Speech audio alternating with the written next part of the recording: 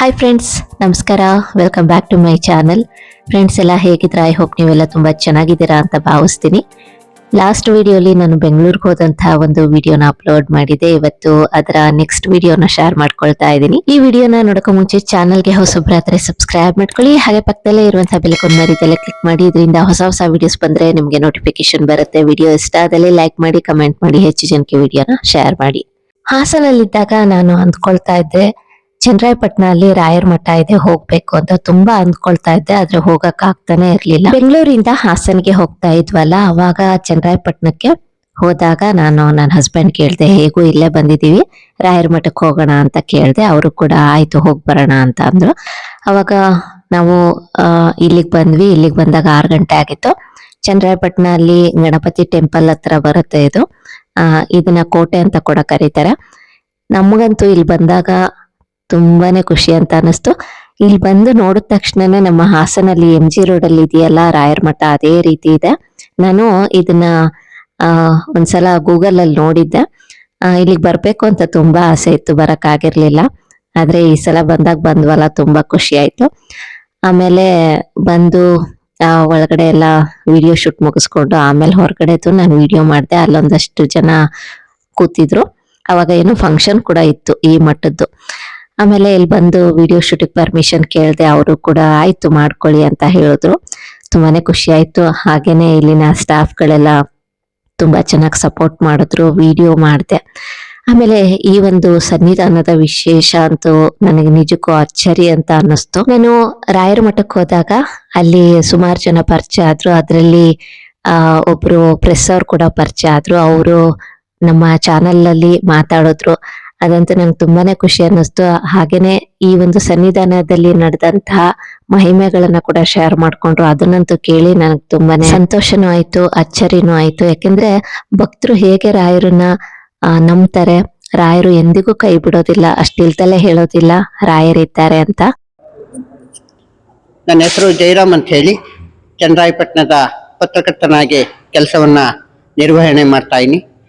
ಇಲ್ಲಿ ಅನೇಕ ಪವಾಡಗಳಿದೆ. ಈ ಪವಾಡಗಳನ್ನ ಹೇಳ್ಬೇಕು ಅಂತಂದ್ರೆ, ರಾಯರ ಒಂದು ಉತ್ಸವ ಕಾರ್ಯಕ್ರಮದಲ್ಲಿ ವರ್ಧಂತಿ ಸಂದರ್ಭದಲ್ಲಿ ಅನೇಕ ಜನ ಇಲ್ಲಿ ಬಂದು ತಮ್ಮ ಅಹವಾಲುಗಳನ್ನ ದೇವರ ಮುಂದೆ, ರಾಯರ ಮುಂದೆ ಅರ್ಪಣೆ ಮಾಡ್ಕೊಳ್ತಾರೆ.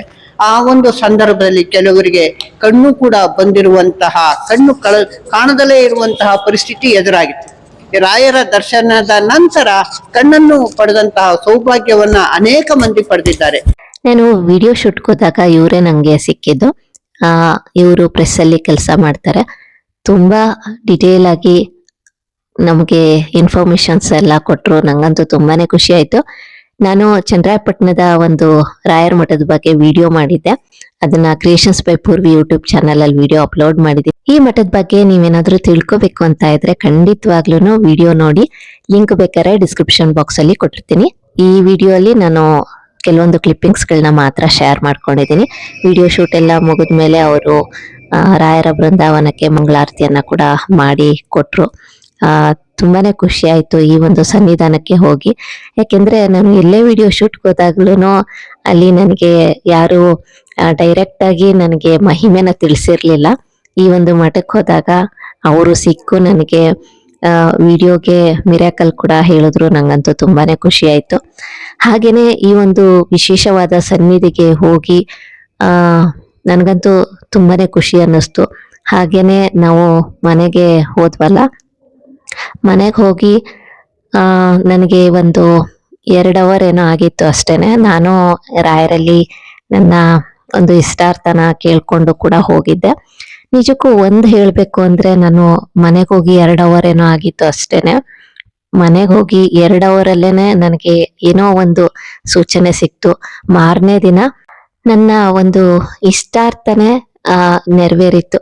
ನನಗಂತೂ ತುಂಬಾನೇ ಶಾಕ್ ಅಂತ ಅನ್ನಿಸ್ಬಿಡ್ತು. ಯಾಕೆಂದ್ರೆ ನಾನು ಸಂಜೆ 6 ಗಂಟೆಲಿ ಈ ಒಂದು ರಾಯರ ಮಠಕ್ಕೆ ಹೋಗಿದ್ದೆ. ನೆಕ್ಸ್ಟ್ ಡೇ 6 ಗಂಟೆ ಒಳಗೇನೆ ನನಗೆ ಯಾವುದೋ ಒಂದು ನಾನು ಅಂದುಕೊಂಡಂತಹ ಕೆಲಸ ಆಗಿತ್ತು. ನಿಜಕ್ಕೂ ಅಚ್ಚರಿ ರೀತಿಯಲ್ಲಿ ನನಗಂತೂ ತುಂಬಾನೇ ಖುಷಿ ಅನ್ನಿಸ್ತು. ಯಾಕಂದ್ರೆ ನಾನು ಈ ಮಠಕ್ಕೆ ಹೋಗಿ ವಾಪಸ್ ಮನೆಗೆ ಹೋದಾಗ 2 ಅವರಲ್ಲೇನೆ ಏನೋ ಒಂಥರ ಸೂಚನೆ ಸಿಕ್ತು ನನಗೆ.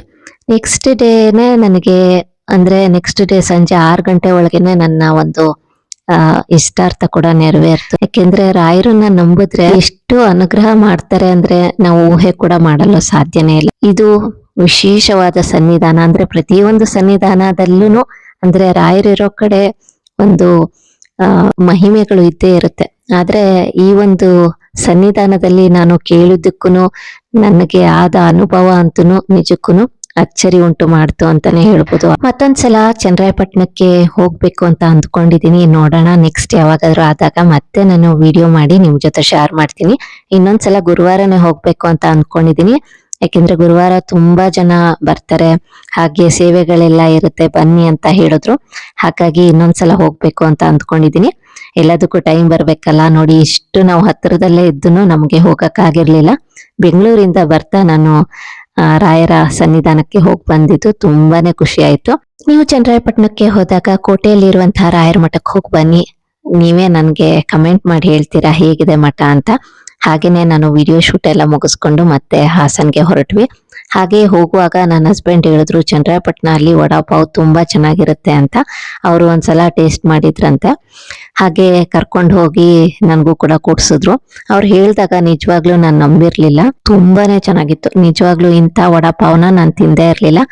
ಮಹಾರಾಷ್ಟ್ರ ಸೈಡ್ ಹೋದಾಗ ನಾನು ಟೇಸ್ಟ್ ಮಾಡಿದ್ದೆ. ನಿಜವಾಗ್ಲೂ ಇಷ್ಟು ಚೆನ್ನಾಗಿ ಚನ್ನರಾಯಪಟ್ಟಣ ಅಲ್ಲಿ ವಡಾಪಾವ್ ಮಾಡ್ತಾರೆ ಅಂತ ನಾನು ಅಂದ್ಕೊಂಡೇ ಇರ್ಲಿಲ್ಲ.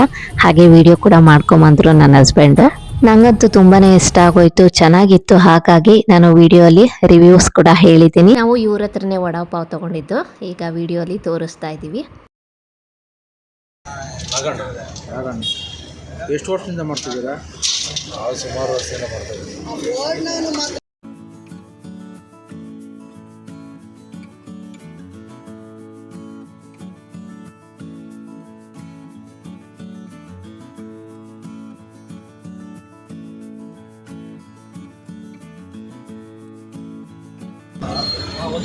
ಎಷ್ಟು ವರ್ಷದಿಂದ ಮಾಡ್ತಿದ್ದೀರಾ?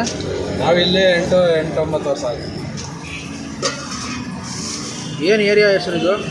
ಕೋರ್ಟು ಇದು ಮುಂದೆ ಕೋರ್ಟ್ ಆಪೋಸಿಟ್. Court opposite.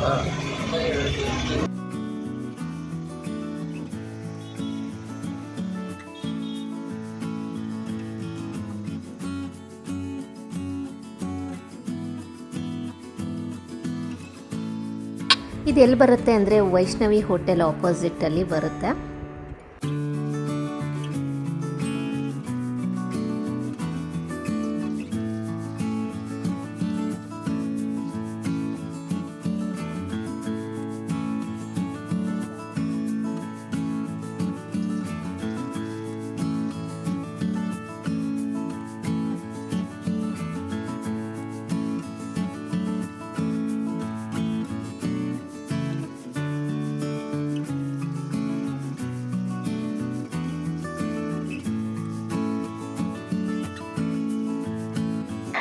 ಈ ಒಂದು ಲೊಕೇಶನ್ ಎಲ್ಲಿ ಬರುತ್ತೆ ಅಂತ ವಿಡಿಯೋಲಿ ತಿಳಿಸಿದಾರಲ್ಲ.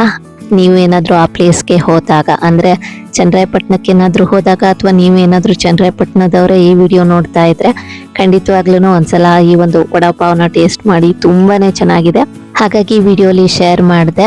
ನಿಜಕ್ಕೂ ಈ ಸಲ ಚನ್ನರಾಯಪಟ್ಟಣಕ್ಕೆ ಹೋಗಿದ್ದು ತುಂಬಾ ಖುಷಿ ಆಯ್ತು. ಯಾಕಂದ್ರೆ ಮಠದ ಹತ್ರನೇ ತುಂಬಾ ದೇವಸ್ಥಾನಗಳಿತ್ತು, ಆದ್ರೆ ಹೋಗಕ್ ಆಗ್ಲಿಲ್ಲ. ನೆಕ್ಸ್ಟ್ ಟೈಮ್ ಹೋಗಿ ಬರ್ಬೇಕು. ಯಾಕೆಂದ್ರೆ ಎಷ್ಟು ಹತ್ರದಲ್ಲೇ ದೇವಸ್ಥಾನಗಳಿದೆ ಅಂದ್ರೆ ನನಗಂತೂ ಅದ್ ನೋಡೇ ತುಂಬಾ ಖುಷಿ ಆಯ್ತು. ಇನ್ನೊಂದ್ಸಲ ಫ್ರೀಯಾಗಿ ಚನ್ನರಾಯಪಟ್ಟಣಕ್ಕೆ ಹೋಗಿ ಬರ್ಬೇಕು ಅಂತ ಅಂದ್ಕೊಂಡಿದೀನಿ. ಹಾಗೇನೆ ನಾವು ವಡಾಪಾವ್ ಎಲ್ಲ ತಿನ್ಕೊಂಡು ಅಲ್ಲಿಂದ ಹೊರಟ್ವಿ. ಹಾಸನ್ಗೆ ರೀಚ್ ಆಗೋಷ್ಟೊತ್ತಿಗೆ 8:30 ಏನೋ ಆಗಿತ್ತು. ಸೊ ಇದಾಗಿತ್ತು ಒಂದು ಪುಟ್ಟದಾದಂತಹ ವ್ಲಾಗ್. ಇವತ್ತಿನ ವಿಡಿಯೋ ಇಷ್ಟ ಆದ್ರೆ ಲೈಕ್ ಮಾಡಿ, ಕಮೆಂಟ್ ಮಾಡಿ, ಹೆಚ್ಚು ಜನಕ್ಕೆ ವಿಡಿಯೋನ ಶೇರ್ ಮಾಡಿ. ಮತ್ತೆ ಸಿಗ್ತೀನಿ ಮುಂದಿನ ವಿಡಿಯೋಲಿ. Thank you for watching.